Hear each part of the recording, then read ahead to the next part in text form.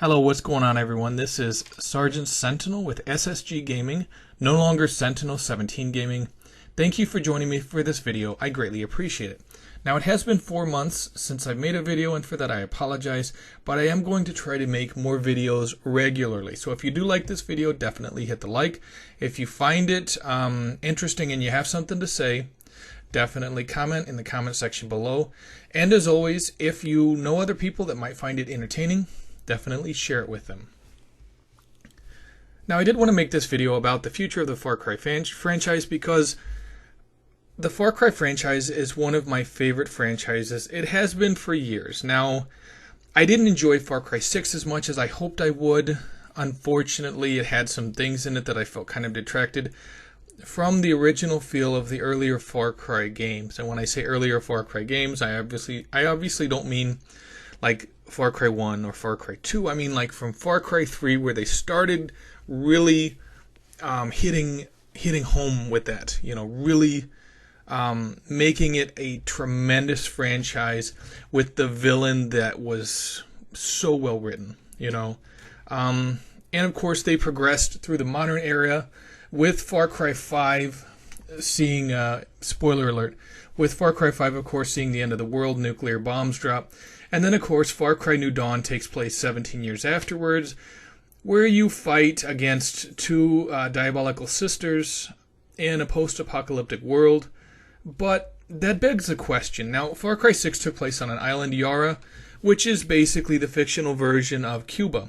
So they're kind of isolated from the world, so you could see if nukes did go off, they would be isolated enough to where they could keep going on. But it begs the question, where does Far Cry 7 go from here? For the rest of the world outside of Yara, the nuclear warheads fell, so with Far Cry 7, it feels like it's going to do one of two things. It's either going to go to the past, and of course, a lot of the video clips from this particular video are taken from a Far Cry 5 DLC, which is known as Hours of Darkness. You play as a soldier who was trapped behind enemy lines during the Vietnam War as he tries to escape captivity and rescue his brothers in arms. Now, of course, this is just a DLC that came with Far Cry 5. You'd get it either buying it separately, or if you got the gold edition, you got this DLC with it. But this is going to the past. Now, of course, you have other entries like, Far Cry 3 Blood Dragon. You'll see footage from that in a little bit. But that kind of course, Far Cry 3 Blood Dragon, it was revealed on, I want to say April 1st, 2013, right after Far Cry 3 had come out. Everyone thought it was an April Fool's Day joke. Of course, it wasn't, and it was a phenomenal game. Felt a little different because it had more humor in it than the Far Cry games usually do, and of course it was a homage to the 1980s. The neon-soaked 1980s with cyborgs and ninjas and all that shit.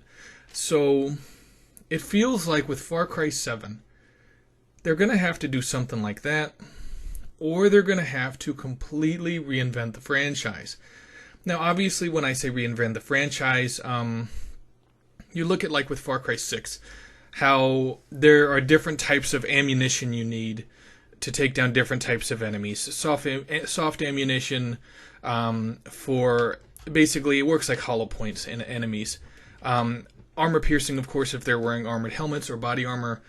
And with you having to whittle down an enemy, especially with headshots not being 100% lethal all the time.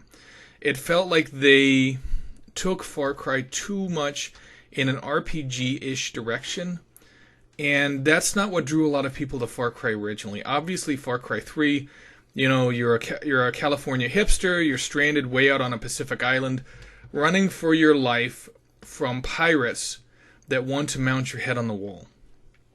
And it was that sense of desperation and absolute need to survive that really made Far Cry 3 great. Of course, also that was further strengthened by the secondary protagonist, Vas Montenegro, being a real psychotic lunatic and really pursuing you.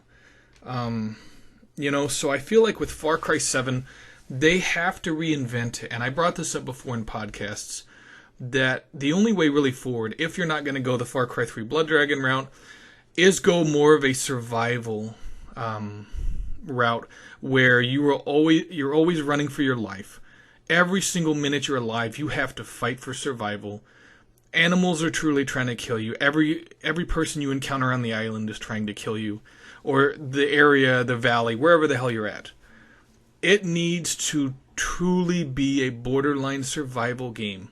And I think that's really the only way forward, if they either go to the past or if they just retcon it altogether and completely ignore the events of Far Cry 5. With Far Cry 3 Blood Dragon, of course, it kind of takes place in an alternate future, maybe in, I don't know, an alternate universe. But it's like, if you're not going to reboot it completely, you got to do something with Far Cry 3 Blood Dragon, because a lot of people have wanted a Blood Dragon sequel, and I feel like this would be the perfect opportunity for them to present something like that to the masses. Now, Ubisoft listens sometimes, other times they don't. This has gotten them in trouble in the past, but fingers crossed they actually listen to the people with what they want from the Far Cry franchise, because if they get Far Cry 7 wrong, it's going to completely kill the franchise and no one will care about it anymore. Anyway, that's it for this video. Thank you so much for watching. I greatly appreciate it. Like I said, hit that like button if you did enjoy it. Share it with someone else who may enjoy it. And I will catch you guys in the next video. Later.